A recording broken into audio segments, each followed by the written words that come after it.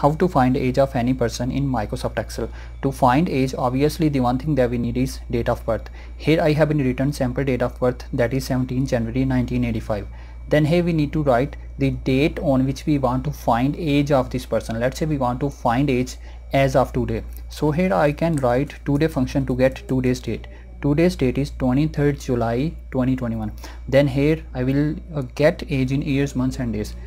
I will use here dated if function, open parenthesis, date of birth, comma, date of today, or the date on which we want to find age, again comma, quotation mark.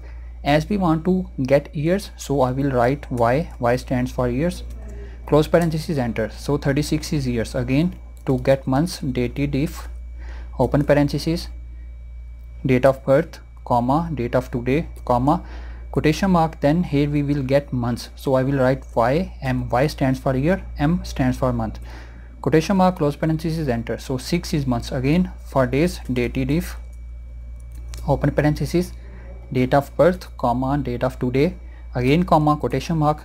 As here we get months, for months we write year and month, y and m.